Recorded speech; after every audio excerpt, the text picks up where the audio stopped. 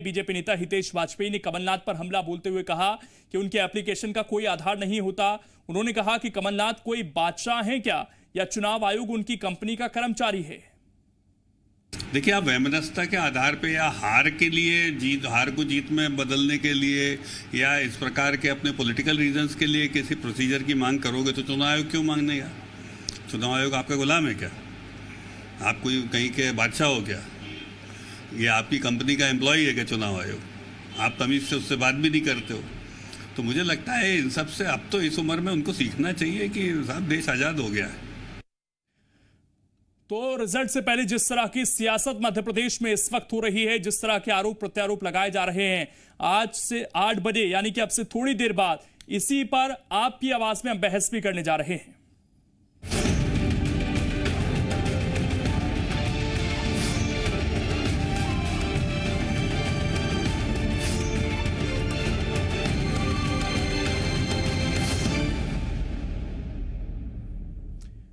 तो 8 बजे इस कार्यक्रम को जरूर देखिएगा। आपसे जुड़े जो भी सवाल हैं वो नेताओं से आज जरूर पूछे जाएंगे।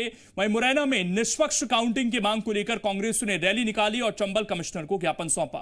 इस रैली में पूर्व मंत्री जीतू पटवारी, लाखन सिंह यादव और कुणाल चौधरी समेत कांग्रेस के हजारों कार्यकर्ता शामिल हुए।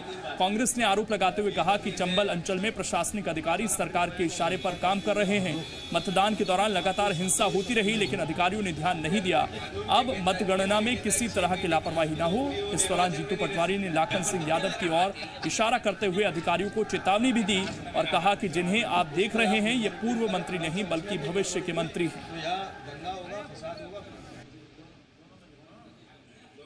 में चुन चुन के अधिकारी ऐसे भेजे जो बायस तरीके से चुनाव में उनकी मदद की। पहली बार खरीदी बिक्री ज्योतिराज सिंधिया बेचने पे आ गए और शिवराज सिंह जी खरीदने पे आ गए और वो प्रोसेस चल रहा है। ऐसी परिस्थिति में मध्य प्रदेश का मुंह काला किया।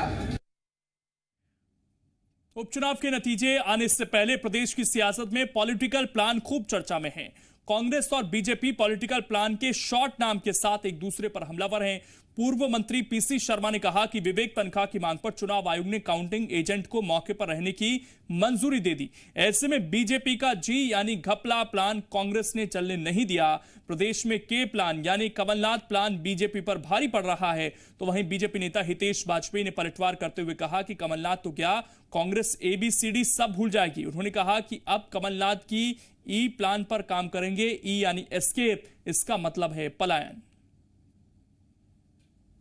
हमारे पास एक ही प्लान है, वो है के प्लान। के प्लान मतलब कमलनाथ जी का प्लान, और वही कारगर होगा। 11 को विधायक दल की बैठक बुलाई, 28 के 28 हम जीतेंगे, कमलनाथ जी मुख्यमंत्री बनेंगे। यही के प्लान है। कमलनाथ तो अब मुझे लगता है ABCD सब भूल जाएं, क्योंकि 1 से 10 की राहुल की गिनती नहीं याद है उन्होंने। 1 2 3 10 हो जाएगा कर्जा माफ तो हो गया बस। तो उनका खेल तो खत्म हो गया है। अब कमलनाथ जी खुद ई प्लान पे काम करेंगे। ई मतलब एस्केप, पलायन, और 10 तारीख के बाद ई प्लान के तहत प्लेन बुक करके निकल लेंगे।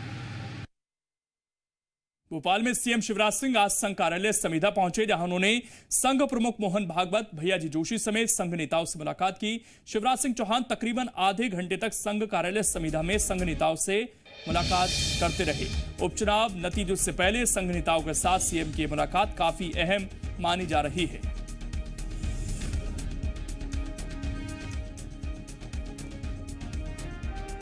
बीजेपी के पूर्व मंत्री गौरीशंकर शेजवार को नोटिस देने के मामले में बीजेपी प्रदेश अध्यक्ष VD शर्मा ने 2 टूक कहा कि हम किसी भी गलत काम को बर्दाश्त नहीं करेंगे।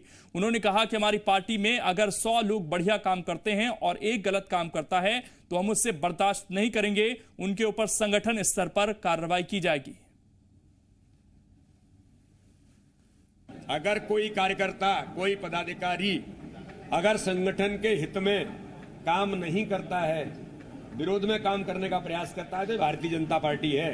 अगर 100 में से 99 लोगों ने अच्छा काम किया तो एक आदमी कैसे गलत काम करेगा? नहीं करने देंगे। भारतीय जनता पार्टी इस प्रकार की चीजों को स्वीकार नहीं करती है। तंत्र के आधार पर हम चलते हैं, पद्धति के आधार पर चलते हैं। भारतीय जनता पार्टी की पद्धति है, कोई कार्यकर्ता गड़बड़ करता है हम जरूर से बात करेंगे। वहीं उपचुनाव के बाद स्ट्रांग रूम की सुरक्षा बीजेपी और कांग्रेस के लिए मुद्दा बनी हुई है। गड़बड़ी की आशंका के चलते दोनों पार्टियों के कार्यकर्ता लगातार ईवीएम की निगरानी कर रहे हैं। खंडवा में भी स्ट्रांग रूम के बाहर कांग्रेस और बीजेपी कार्यकर्ता ईवीएम मशीनों की चौकीदारी कर रहे हैं। हालांकि जिला प्रशासन ने यहां पर भी पुलिस के अलावा सशस्त्र बल के जवानों की ड्यूटी लगा रखी है, लेकिन फिर भी राजनीतिक दलों के कार्यकर्ताओं को किसी पर भरोसा नहीं है। कांग्रेस का कहना है कि बीजेपी सत्ता की लोभी है, उस पर भरोसा नहीं किया जा सकता, तो वहीं बीजेपी का कहना है कि ईवीएम मशीनों की चौकीदारी अब परंपरा बन गई है, इसीलिए पार्टी के कार्यकर्ता यहां ईवीएम मशीनों की निगरानी कर रहे हैं। चूंकि सत्ता और सरकार में बैठी हुई सरकार जो है वो इतनी ज़्यादा सत्ता के लोभी हो चुके हैं कि वो कब क्या करेंगे इसका कोई निर्धारण, इसका कोई आघात नहीं है। इसलिए थोड़ा बहुत जो हम लोग कर सकते हैं, अपनी पार्टी के कुछ लोग हमने छोड़ रखे हैं और ऐसी कोई व्यवस्था ना बने, ऐसी कोई गड़बड़ी ना हो, इसके लिए हम लोग यहाँ पर निरंतर तत्पर हैं। वो दृष्टि नहीं रखें कि आपकी जिला प्रशासन मेहनत करे, जिला प्रशासन की बहुत अच्छी व्यवस्था है, प्रशासन पर पूरा विश्वास है, लेकिन कहीं ना कहीं मन में ये रहता है, इसलिए हमारे कार्यकर्ताओं को हम लगा देते हैं 24 घंटे ड्यूटी देने के लिए। खबर निवाड़ी से है, जहां पर मासूम प्रहलाद का रेस्क्यू ऑपरेशन जारी है। कुछ ही देर में पूरा हो सकता है रेस्क्यू ऑपरेशन। बोरवेल के पास एम्बुलेंस के साथ भारी तादाद में पुलिस बल तैनात है। कलेक्टर और एसपी भी मौके पर हैं। बुधवार सुबह से बोरवेल में फंसा है प्रहलाद। 80 घंटे से ज्यादा वक्त से रेस्क्यू ऑपरेशन चल रहा है, लेकिन अभी भी कामयाबी हाथ नहीं लगी है और माना जा रहा था कि बहुत जल्दी ऑपरेशन खत्म हो सकता है, लेकिन फिर भी समय लग रहा है। और यह भी कहा जा रहा है कि जो सुरंग बनाई जा रही थी वो गलत जगह पर बना दी गई, इस वजह से ये समय और ज्यादा बढ़ रहा है।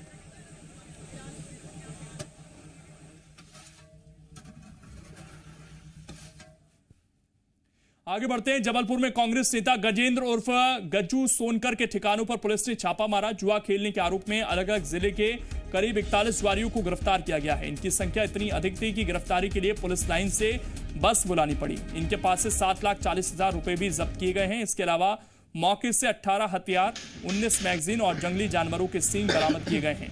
जुआरियों के लिए जुआ खेलने का यह सबसे सुरक्षित ठिकाना था। हथियारबंद गुर्गे बाहर पहरेदारी करते थे और पुलिस रेड की भी कोई टेंशन नहीं थी, लेकिन इस बार पुलिस ने पूरी प्लानिंग के साथ फिल्मी स्टाइल में छापा मारा। पहले सारे रास्ते बंद किए गए। एसपी, एएसपी और सीएसपी लगातार फोन कर इस रेड की अपडेट ले रहे थे।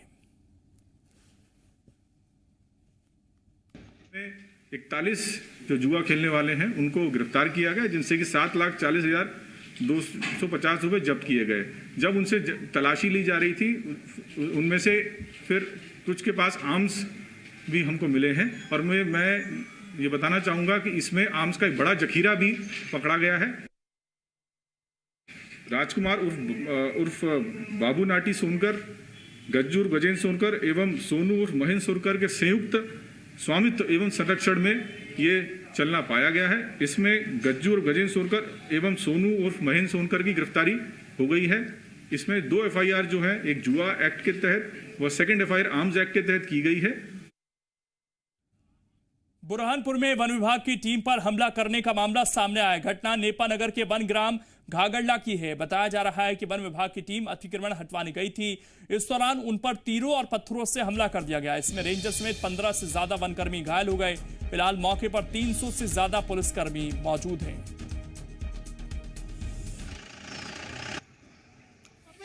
थक गए ऊपर पूरा ये दे।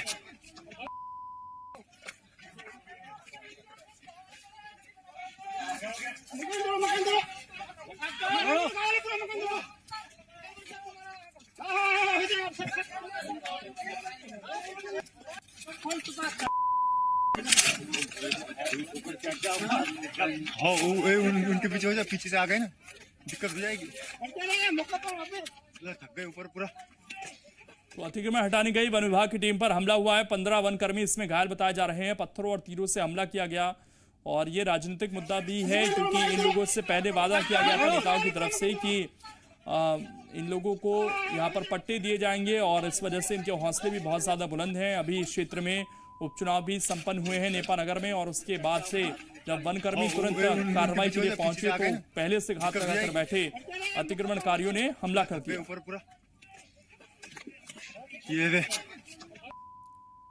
और इसमें रेंजर समेत 15 वनकर्मी घायल बताए जा रहे हैं। पत्थरों और तीर से हमला किया गया। यहां पर जो अतिक्रमणकारी थे उनकी तरफ से। मुरैना के सुमावली विधानसभा के बरवासिन गांव में दो पक्षों में जमकर फायरिंग हुई। इस फायरिंग में एक शख्स की मौत हो गई जबकि दो लोग घायल हो गए। घायलों को इलाज के लिए जिला अस्पताल में भर्ती करवा दिया गया है। पुरानी रंजिश के चलते दोनों पक्षों में फायरिंग हुई। गोलीबारी के बाद गांव में भारी तादाद में पुलिस बल तैनात किया गया है। पुलिस आरोपियों की तलाश कर रही है।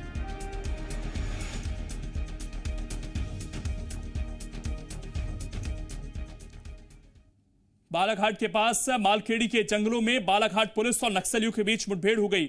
मुठभेड़ के बाद सर्चिंग के दौरान पुलिस ने एक महिला नक्सली का शव बरामद किया। एसपी ने घटना की पुष्टि करते हुए बताया कि 6 नवंबर को पुलिस को जानकारी मिली थी कि बहेर क्षेत्र में नक्सली गांव के आसपास किसी बड़ी वारदात को अंजाम देने पहुंचे हैं। जानकारी के आधार पर पुलिस ने मोर्चा संभाला, वहीं घटनास्थल को सील कर दिया गया है।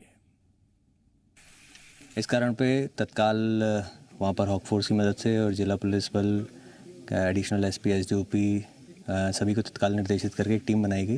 पुलिस बल के द्वारा उनको आत्मसमर्पण करने के लिए भी चेतावनी दी गई।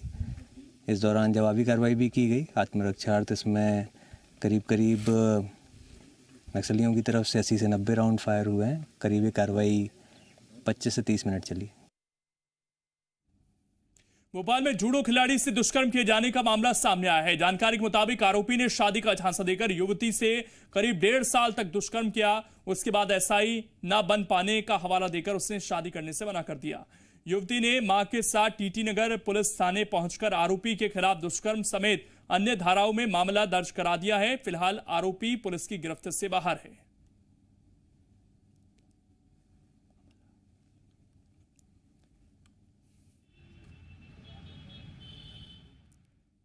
तो पहले धारा 376 आईपीसी की परिधि में आने से कि झांसे में लेकर पीड़िता को शादी का झांसा दे करके उसके साथ में एक शारीरिक संबंध बनाए, जिस पर से आरोपी अमित यादव के विरुद्ध 376 आईपीसी का केस रजिस्टर्ड किया गया है और उसके विरुद्ध वैधानिक कार्रवाई की जा रही है। धार के कुक्षी में एक महिला ने एसडीएम पर गंभीर आरोप लगाए हैं। महिला ने थाने में आवेदन देकर बताया कि उसके पति किराना व्यापारी राजेश धाड़ीवाल 2 दिन से लापता हैं। एसडीएम और उनकी पत्नी ने राजेश को कई दिनों से प्रताड़ित कर रखा है। महिला ने लिखा कि एसडीएम ने किराना का सामान लिया था पर पैसा नहीं दिया। जब उनसे पैसे की मांग की गई तो उन्होंने अभद्रता की। वहीं एसडीएम ने आरोपों को खारिज किया है। उन्होंने कहा कि महिला के पति ने उनके साथ अभद्रता की है। उसके गायब होने पर उनका कोई लेना देना नहीं है। सोशल मीडिया पर किराना व्यापारी की पत्नी का वीडियो और दोनों का बातचीत का ऑडियो भी वायरल हो रहा है।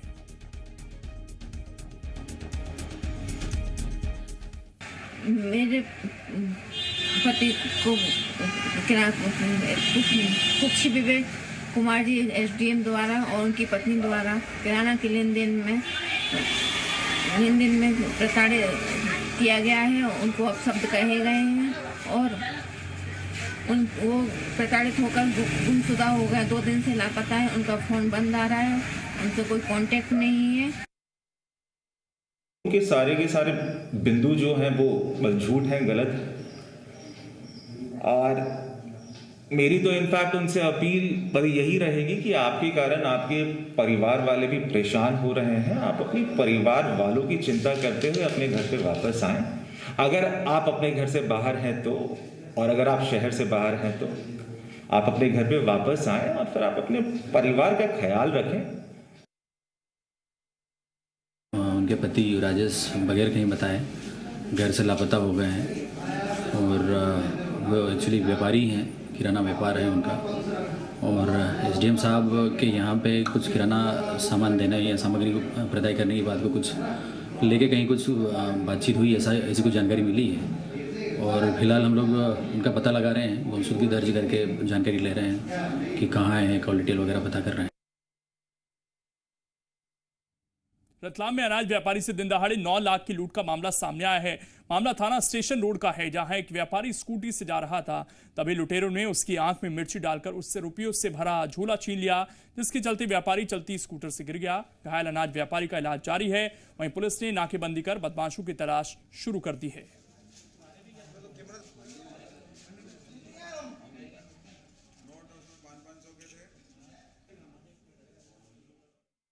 एक घटना का बताया अभी फरियादी के जो हॉस्पिटल में एडमिट है, उनके द्वारा बताया गया है कि वो जब ब्रिज से पैसे लेकर अपने जा रहे थे, ब्रिज प्रतापगढ़ ब्रिज के वहाँ, तो उनके साथ एक वारदात हुई, किसी ने मिर्च फेंक कर उनके साथ लूट की है, और जो भी हम तस्दीक करवाकर आगे कार्रवाई करवा रहे हैं। इंदौर में चिड़ियाघर शिफ्टिंग मामले में वन विभाग और नगर निगम आमने सामने हैं। नगर निगम की कमिश्नर ने जू की शिफ्टिंग से इनकार किया है। उन्होंने कहा कि नगर निगम की ओर से शिफ्टिंग से जुड़ा कोई प्रस्ताव नहीं बनाया गया।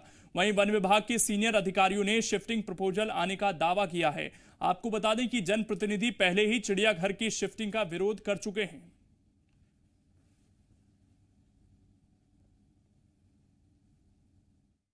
नगर निगम की तरफ से ना तो कोई प्रस्ताव कभी गया है, ना ही ऐसी अन्य कोई चर्चाएं हुई हैं।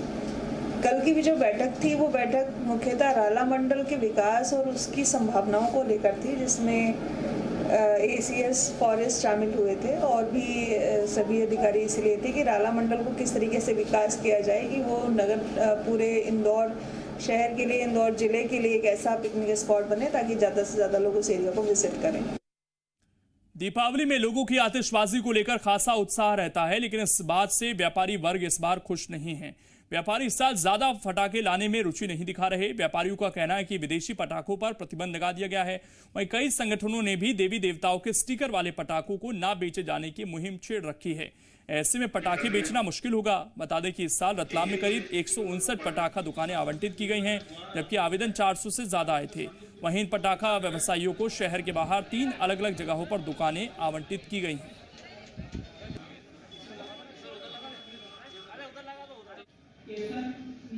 उसमें कुल मिला के 159 जो है अलग अलग 3 स्थानों पर, अम्बेडकर में, बड़गड़ में और त्रिवेणी में, इस प्रकार 3 स्थानों में 159 दुकानों को जो है आवंटित किया गया है। विशेष रूप से 3-4 महत्वपूर्ण शर्तें हैं। बाकी डिटेल शर्तें तो जो सामान्य रूप से होती हैं वो सब उसमें शामिल की गई हैं। कुछ महत्वपूर्ण शर्तें जैसे मध्य प्रदेश शासन गृह विभाग द्वारा निर्देशित किया गया है सबको कि जो है चीनी और अन्य देशों के पटाखे जो हैं वो प्रतिबंधित किए गए हैं, तो उसको विशेष रूप से सबको ध्यान रखना है। ये प्रक्रिया थोड़ी पहले हो जाए तो जो जैसे हमें माल लाने की समस्या है, अब कब ये होगा, कब दुकान लगाएंगे। अभी नगर निगम से भी अभी प्लाट का आवंटन होना है। अब ये प्रक्रिया सोमवार मंगलवार तक जाएगी, जब तक 10 तारीख हो जाएगी। फिर 12 तारीख से तो दिवाली चालू हो जाएगी। अब कब लाइसेंस मिलेंगे, कब प्रक्रिया चालू होगी, ये प्रक्रिया थोड़ी जल्दी हो जानी चाहिए। कोरोना संक्रमण के दौर में आर्थिक तंगी का सामना करने वाले सेक्स वर्कर को राहत मिली है। अब सुप्रीम कोर्ट के आदेश से सेक्स वर्करों को सस्ता राशन मिलने का रास्ता साफ हो गया है। बिना पहचान उजागर किए अब देश भर के सेक्स वर्कर्स को राशन वितरण प्रणाली से जोड़ा जा रहा है। इसके लिए गरीबी रेखा के नीचे BPL की तरह एक नई श्रेणी बना दी गई है। मध्य प्रदेश में 40,132 पुरुष और महिला सेक्स वर्करों को चिन्हित किया गया है। इनमें ट्रांसजेंडर भी शामिल हैं। वहीं ग्वालियर के करीब 1500 सेक्स वर्कर्स को इसका लाभ मिलेगा। इन तक राशन पहुंचाने की जिम्मेदारी NGO को दी गई है। सेक्स वर्कर को डेटाबेस राज्य एड्स नियंत्रण सोसाइटी ने खाद्य एवं नागरिक आपूर्ति निगम को उपलब्ध करा दिया है। गुजरात के एक NGO ने सुप्रीम कोर्ट में सेक्स वर्कर्स की परेशानियों को लेकर याचिका दायर की थी, जिस पर कोर्ट ने आदेश दिए। 1482 हमारी संख्या है इसमें, जिसमें पुरुष महिला दोनों मिलाकर हैं। फूड डिस्ट्रीब्यूशन होना है और ये सब NGO के माध्यम से होना है। NGO की जानकारी भी शासन ने जैसे हमको भेजा उन्हीं के माध्यम से होना है। इसमें कुछ भिन्नता रखी गई है, बट हम लोग जैसा कि सर्वोच्च न्यायालय के निर्देश हैं उसके पालन करने की स्थिति में आ गए हैं और हमने राशन को दे भी दिया NGOs को। छतरपुर में प्रशासन और बैंकों की लापरवाही की सजा स्ट्रीट वेंडर्स को भुगतनी पड़ रही है। दरअसल लॉकडाउन के बाद फिर से वेंडरों को आत्मनिर्भर बनाने के लिए लोन देने की योजना बनाई गई थी, लेकिन PM की इस बहुप्रतीक्षित योजना का आधा टारगेट भी पूरा नहीं किया जा सका। शासन ने 3500 वेंडरों को चिन्हित किया था, जिन्हें आत्मनिर्भर बनाने के लिए 10,000 का लोन दिया जाना था, जिसका ब्याज MP सरकार को भरना था। टारगेट पूरा नहीं होने पर नगर पालिका के अधिकारी बैंक को दोष दे रहे हैं। उनका कहना है कि प्राइवेट बैंक लोन नहीं दे रहे, जिसकी वजह से टारगेट पूरा नहीं हो पा रहा।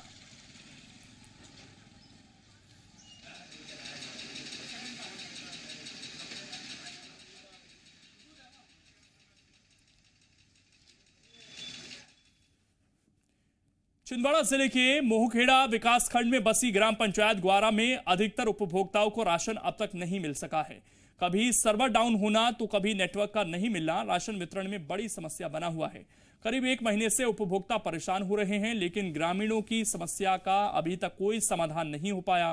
गरीब परिवारों के सामने संकट की स्थिति बनी हुई है। उपभोक्ताओं की परेशानी और नाराजगी बढ़ती जा रही है। वहीं मामले में उच्च अधिकारियों के पास भी शिकायत की गई, लेकिन इस और कोई ध्यान दिया नहीं गया।